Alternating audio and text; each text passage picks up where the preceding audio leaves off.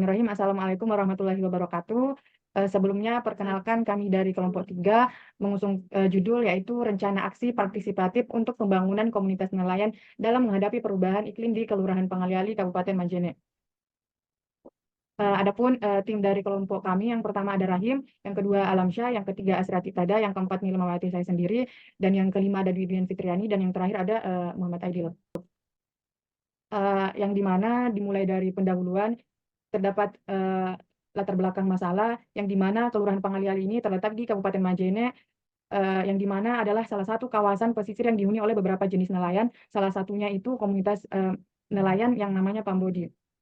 Nelayan Pambodi ini adalah nelayan menggunakan alat tangkap pancing ulur dan merupakan nelayan yang dominan di Kabupaten Majene, tepatnya di Kecamatan Banggai. Sebagai kelompok utama mata pencarian dengan ketergantungan tinggi pada sumber daya laut, masyarakat di wilayah ini rentan terhadap perubahan iklim yang berpotensi mengganggu produktivitas perikanan, menurunkan pendapatan dan meningkatkan risiko bencana alam seperti banjir rob dan erosi pantai. Nah, kondisi ini tuh semakin diperparah dengan terbatasnya pemahaman dan kesiapan komunitas nelayan dalam menghadapi dampak perubahan iklim.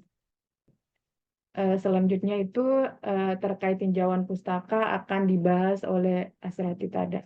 Komunitas nelayan itu di mana nelayan merupakan sekelompok masyarakat yang bermukim di sekitar pesisir yang sangat bergantung pada pemanfaatan sumber daya lautan dan pesisir untuk kehidupannya, di mana sumber daya tersebut meliputi hewan, tumbuhan, serta lahan yang dapat digunakan langsung maupun dilakukan dengan budidaya di atasnya menurut Syarif tahun 2001 dengan menggolongkan masyarakat tersebut atau masyarakat nelayan yang ada di pesisir ini menjadi ke dalam beberapa kelompok. Yang pertama ada masyarakat nelayan tangkap, masyarakat nelayan pengumpul atau bakul, masyarakat nelayan buru, dan masyarakat nelayan tambak. Nah, dari keempat inilah yang akan menjadi sebuah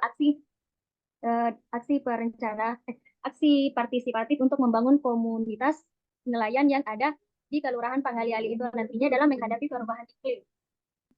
Baik, terima kasih. Selanjutnya itu terkait metodologi penelitian yang kami lakukan akan dibawakan oleh Didian. Dipersilahkan. Baik, terima kasih kesempatannya moderator. Nah, di bab 3 ini saya akan menjelaskan metodologi penelitian dari penelitian kami. Yang pertama itu jenis pendekatan penelitian.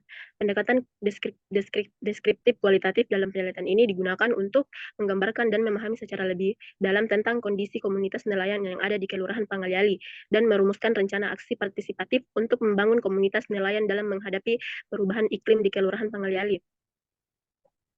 Nah, untuk teknik pengumpulan datanya itu ada 3.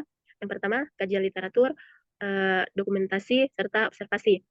Dan untuk teknik analisis datanya yaitu deskriptif kualitatif. Analisis deskriptif kualitatif adalah sebuah metode analisis data yang digunakan untuk mengumpulkan, mengelola, menganalisis, serta menyajikan data secara deskriptif. Selanjutnya ada terkait rencana aksi akan dibawakan oleh Saudara Aidil. Dipersilahkan. Baik, terima kasih kepada moderator. Nah, langsung saja rencana aksi. Yang pertama itu ada metode partisipasi yang digunakan untuk melibatkan masyarakat. Fokus group discussion atau FGD adalah metode diskusi terstruktur yang melibatkan sekelompok kecil individu untuk membahas satu topik tertentu secara mendalam dengan tujuan menggali informasi, pandangan atau pemahaman mereka terhadap isu yang sedang dibahas. Nah, yang kedua itu ada rencana implementasi. Rencana implementasi terbagi atas 4 bagian. Yang pertama itu ada persiapan dan perencanaan. Kedua ada sosialisasi dan melibatkan masyarakat. Ketiga pelaksanaan program, dan yang terakhir itu ada monitoring dan evaluasi. Nah, yang ketiga ada strategi untuk melibatkan aktor. Yang pertama itu ada meningkatkan pemahaman dan kesadaran bersama. Yang pertama itu ada melakukan sosialisasi kepada pemerintah daerah mengenai urgensi perubahan iklim dan peran pentingnya dalam mendukung kebijakan adaptasi bagi masyarakat pesisir. Nah, yang kedua itu menggunakan pendekatan berbasis komunitas untuk meningkatkan pemahaman masyarakat nelayan mengenai dampak perubahan iklim dan pentingnya adaptasi. Nah, yang kedua itu bagian kedua, penguatan kebijakan dan dukungan pemerintah. Nah, terbagi 2 bagian, yaitu mendorong penyusunan kebijakan yang mendukung pengelolaan sumber daya pesisir secara berkelanjutan dan adaptasi terhadap perubahan iklim. Yang kedua, berpartisipasi dalam musyawarah perencanaan pembangunan desa atau kelurahan untuk menyuarakan kebutuhan dan tantangan yang mereka hadapi terkait perubahan iklim dan kehidupan sosial ekonomi mereka. Nah, yang bagian keempat itu ada metode evaluasi. Nah, metode evaluasi terbagi atas dua bagian, yaitu evaluasi partisipasi masyarakat dan evaluasi dampak program.